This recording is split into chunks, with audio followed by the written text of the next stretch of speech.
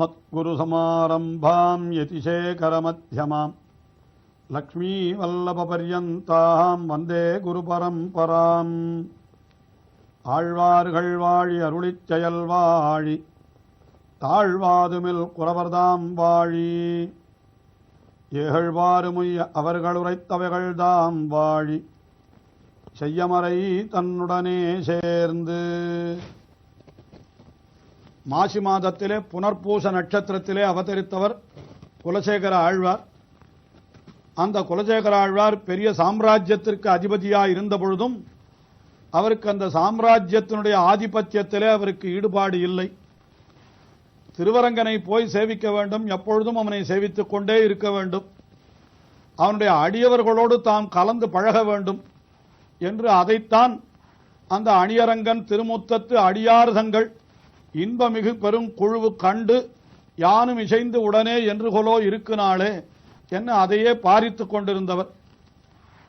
தம்முடைய பெருமாள் திருமொழி என்கிற திவ்ய பிரபந்தத்தினுடைய 2ஆம் திருமொழியிலே அந்த அடியவர்களுடைய பெருமைகளை எல்லாம் மிகவும் விரிவாக தெரிவிக்கிறார். அந்த அடியவர்களை கண்ணால் காண்பதே பெரும் பயன் என்று முதல் பாசுரத்திலே தெரிவித்தவர். 2ஆம் பாசுரத்திலே அந்த அடியவர்களுடைய அடிப்பொடி, அதாவது அவர்களுடைய திருவடிகள் பட்ட துகள் இருக்கிறது, அதை நாம் தரித்தால் நமக்கு கங்கைக்கும் போய் தீர்த்தமாட வேண்டிய அவசியமில்லை என்று இப்படி தெரிவித்தார். 3வது பாசுரத்திலே என்ன தெரிவிக்கிறார் என்றால், அந்த அடியவர்கள் கால்பட்ட இடத்திலே இருக்கிற சேறு, அந்த சேற்றையும் எடுத்து என் தலையிலே நான் பூசிக்கொள்ளுவேன் என்று அந்த அடியவர்களுடைய பெருமையை தெரிவிக்கிறார்.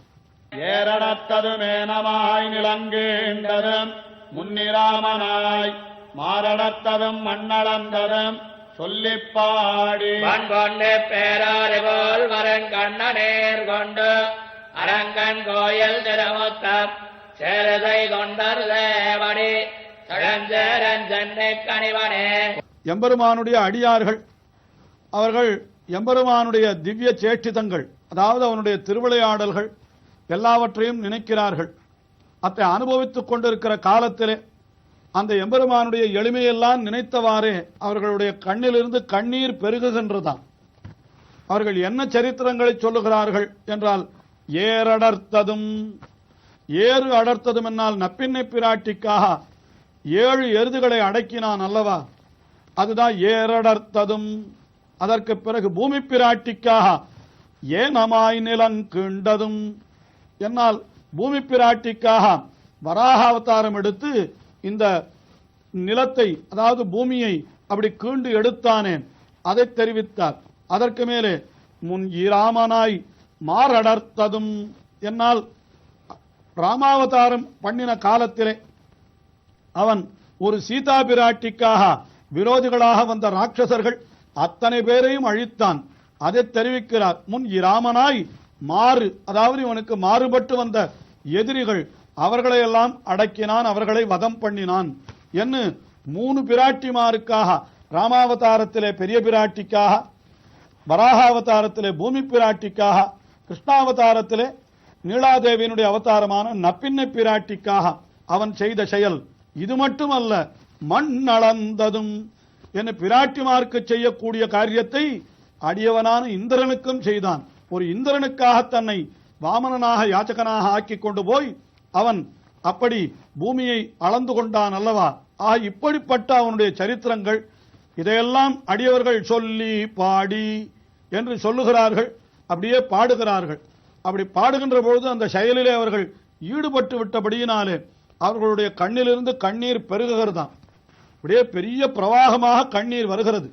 அந்த கண்ணீர் எப்படி வருகிறது என்னால், வன் பொன்னி பேராறு போல் கண்ணநீர் பெருகா என்று, வன் பொன்னி பேராறு, பொன்னி பேராறு என்னால் காவேரி ஆறு, இந்த காவேரி ஆறு எப்படி பிரவாகமாக வருகிறதோ அதுபோல இந்த அடியவர்களுடைய கண்களிலே எம்பெருமானுடைய சரித்திரங்களை அனுபவித்ததனாலே உண்டான ஆனந்தத்தினாலே வந்த கண்ணீர் அது பெருகின்றதாம். வன் பொன்னி பேராறு போல் வரும் கண்ணநீர் கொண்டு, அந்த கண்ணநீராலே அவர்கள் என்ன செய்கிறார்கள், அரங்கன் கோயில் திருமுத்தம் சேருஷை என்று அப்படியே அவர்களுடைய கண்ணீர்கள் எல்லாம் அந்த அரங்கன் கோயில் திருமுத்தத்திலே இருந்து கொண்டுதான் இந்த சரித்திரங்களை எல்லாம் அனுபவிக்கிறார்கள் அவர்கள். ஆகினாலே இந்த திருமுத்தம் என்னால் கீழே மணல் வெளியாக இருக்கக்கூடிய இடம் அது. இவர்களுடைய கண்ணீர் கலந்து அந்த மணல் வெளியிலே மண்ணும் நீருமாக சேர்ந்து அப்படியே சேராக ஆகிவிடுகிறதாம். அரங்கன் கோயில் திருமுத்தம் சேரிசை தொண்டர், இப்படி சேராக்கி விடுகிறார்கள் தொண்டர்கள், எம்பெருமானுடைய அடியவர்கள். அவர்களுடைய அந்த அடியவர்களுடைய திருவடிப்பட்ட சேரு அங்கே இருக்கிறதோ இல்லையோ, அந்த சேரிசை தொண்டர் சேவடி செழும் சேரு என் சென்னிக்கு அணிவனே என்று என்னுடைய தலையிலே நான் அதை அணிந்து கொள்வேன் என்று பாகவதர்களுடைய திருவடிப்பட்ட அந்த துகள் மட்டுமல்ல, அந்த திருவடிப்பட்ட சேரு அதுவும் தனக்கு பரம உத்தேசியம் என்று இப்படி மூன்றாவது பாசுரத்திலே காட்டின குலசேகர ஆழ்வார் அடுத்தபடியாக நான்காவது பாசுரத்திலே என்ன தெரிவிக்கிறார் என்றால், அந்த எம்பெருமானை நான் துதிக்க வேணும். எம்பெருமானை துதிக்கின்ற அடியார்கள் அவர்கள் அப்படி அவர்கள் இன்புறும் தொண்டர் சேவடி அதை நான் ஏத்தி எழுவேன் என்று அந்த அடியவர்களை நான் துதிப்பேன் என்று நான்காவது பாசுரத்திலே அருளிச் செய்கிறார். ஓய்த்த தண்டையர் வெண்ணெய் பால் உடனுண்டலம் உடன்னாய்ச்சி கண்டு ஆத்ததோடுணையம்பிரான் என் அரங்கனுக்கடியாறுகளாய் தழம்பழ நாரணாவன் நடைத்து மெய்தழம்பத் தொழுதே என்பரம் தொண்டர் சேவடி ஏத்தி வாழ்த்துவன் நெஞ்சமே. ஒவ்வொரு பாசுரத்திலேயும் முதல் 2 வரிகளிலே எம்பெருமானை பற்றி சொல்லி அந்த எம்பெருமானை போற்றுகின்ற அடியார்கள் என்று மேலே தெரிவிக்கின்றார். அதிலே இந்த 4வது பாசுரத்திலே எப்படி தெரிவிக்கிறார்? தோய்த்த தன் தயிர் வெண்ணெய்பால் உடனுண்டலும் என்று கண்ணபிரான் தோய்த்த தயிர் வெண்ணெய் பால் இவற்றையெல்லாம் உடனுக்குடனே எடுத்து விழுங்கி விடுகிறானாம். இப்படி எல்லாவற்றையும் உண்டால் இவனுடைய உடம்புக்கு ஆகாதே என்று நினைத்து யசோதை பிராட்டி அவள் என்ன பண்ணினாள் என்றால், உடன்று என்னால் கோபித்துக் கொண்டு ஆய்ச்சி கண்டு இப்படி கண்ணபிரான் செய்கின்ற அந்த களவு செயலை எல்லாம் அவள் தன் கண்ணாலே கண்டு விட்டாளாம். உடனே அவள் என்ன செய்தாள் என்னால், தோய்த்ததண்டையிர் வெண்ணெய்பால் உடனுண்டலும் உடன்று ஆய்ச்சி கண்டு ஆர்த்த தோளுடைய எம்பிரான். ஆர்த்தா என்னால் அடிக்க தொடங்கினாள். அவள் இந்த கண்ணனை ஆர்த்தாள் என்னால் அந்த கயிற்றாலே கட்ட நினைத்தாள், அவனை அடிக்கவும் முயன்றாள். அப்படிப்பட்ட தோளை உடையவன் எம்பெருமான் ஆறு திருவரங்கம் பெரிய கோவிலிலே பள்ளி கொண்டிருக்கிறவன் கொண்டல் வண்ணன் கோவலனாய் வெண்ணையுண்ட வாயன் அணி அரங்கன் என்று திருப்பாணாழ்வாரும் அனுபவித்தார் அல்லவா. அப்படிப்பட்ட அந்த எம்பெருமான் அப்படி ஆர்த்த தோளுடைய எம்பிரான் என் அரங்கனுக்கு அடியார்களாய் அவனுக்கு அடியவர்களாக ஆகி இவர்கள் என்ன செய்கிறார்கள் என்றால், நாத்தழும்பழ நாரணா என்று அழைத்து என்று நாவினாலே ஆனவரதமும் இவர்கள் என்ன செய்கிறார்கள், எப்பொழுதும் நாராயணா நாராயணா என்று சொல்லிக்கொண்டே இருக்கிறபடினாலே அவர்களுடைய நாக்கெல்லாம் தழும்பேறி இருக்கிறதாம். ஆக நாத்தழும்பழ நாரணாவென்றழைத்து மெய்தழும்பத் தொழுதேத்தி அவனை எப்பொழுதும் தொழுது கொண்டே இருக்கிறபடினாலே உடம்பெல்லாம் அவர்களுக்கு தழும்பாக இருக்கிறது என்று சொல்லுகிறார். அதாவது இப்படி அத்தியந்த பக்தியுக்தானாம் நசாஸ்திரம் நைவச்சக்கிரமஹா என்று ஒரு பிரமாணம். அதாவது மிக மிக எம்பெருமானிடத்திலே பக்தி இருக்கிறவர்களாயிருந்தால் அவர்கள் சாஸ்திரத்தினுடைய வரம்புக்கோ மற்றொன்றினுடைய வரம்புக்கோ கட்டுப்பட மாட்டார்களாம். கூடாத காரியத்தையும் கூட பண்ணிக்கொண்டே இருப்பார்களாம். எம்பெருமானை நாம் போய் ஒரே ஒரு முறை சேவித்தாலே போதும் என்று சாஸ்திரம் சொன்னாலும் கூட இவர்கள் என்ன செய்கிறார்கள் என்றால், அந்த எம்பெருமானிடத்தில் இருக்கக்கூடிய அத்தியந்த பக்தி காரணமாக எம்பெருமானை தினந்தோறும் அவர்கள் நினைத்த போதெல்லாம் அவனை தொழுது கொண்டே இருக்கிறார்களாம். அதத்தான் அதனால மெய் தழும்ப தொழுதேத்தி நாரணா என்று அழைத்தபடியினாலே நாக்கெல்லாம் தழும்பேறி இருக்கிறது. அவனை தொழுது கொண்டே இருக்கிறபடியினாலே அது உடம்பிலே தொழுது அந்த தழும்பு ஏறி இருக்கிறதாம். இப்படி மெய்தழும்ப தொழுதேத்தி இன்புறும் தொண்டர் இப்படி உடம்பெல்லாம் தழும்பாகிவிட்டதே என்று அவர்கள் துக்கப்படவில்லை. பின்ன எம்பெருமானை நாம் அனவரதம் துதிக்க பெற்றோம், எம்பெருமானையே எப்பொழுதும் வணங்க பெற்றோம் என்ற ஆனந்தத்தோடு இருக்கிறார்களாம் அவர்கள்.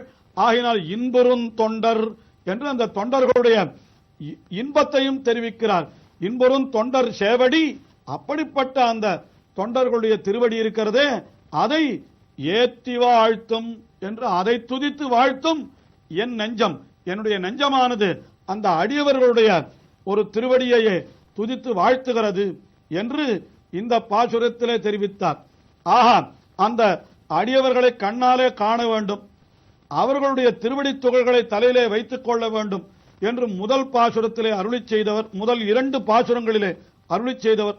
3ஆம் பாசுரத்திலே அந்த இன்புறும் தொண்டர் இருக்கிறார்களே, அவர்களுடைய சேவடி செழுஞ்சேறு என்று திருவடிகள் பட்ட அந்த சேரையும் கூட என்னுடைய தலையிலே பூசிக்கொள்ளுவேன் என்று அருளி செய்தார். அதற்கு பிறகு அடுத்ததாக 4வது பாசுரத்திலே அந்த அடியவர்கள் அவர்களை எப்பொழுதும் நான் வாயார துதித்துக் கொண்டிருக்க வேண்டும், அவர்கள் எப்படி எம்பெருமானை தொழுது அதனாலே உடம்பிலே தழும்பும், அந்த எம்பெருமானை வாயிலே துதித்து அதனாலே வாயிலே தழும்புமாய் இருக்கிறார்களோ, அதே போல நானும் அந்த அடியவர்களை துதித்து அதனாலே நானும் வாயிலே தழும்பை உடையவனாக இருக்க வேண்டும் என்பது போலே அவர் என்ன தெரிவிக்கிறார் என்னால், அந்த இன்புறும் தொண்டர் சேவடி ஏத்தி வாழ்த்தும் என் நெஞ்சமே என்று இப்படி அந்த அடியவர்களிடத்திலே அந்த இருக்கிற தம்முடைய ஈடுபாட்டை எல்லாம் இந்த பாசுரங்களிலே தெரிவிக்கிறார். பெரிய சக்கரவர்த்தியாய் பிறந்திருந்தும் கூட அந்த சக்கரவர்த்தி என்கிற ஸ்தானத்தை ஒரு பொருளாக நினைக்காமல் அந்த அடியவர்களை வாழ்த்துதல், அடியவர்களுடைய திருவடி துகளை தலையிலே கொள்ளுதல், இதையே தமக்கு பேராக கொண்டு இப்படி குலசேகர ஆழ்வார் அருளி செய்கிற பாசுரங்கள் இன்னமும் தொடர்கின்றன. தொடர்ந்து அனுபவிப்போம்.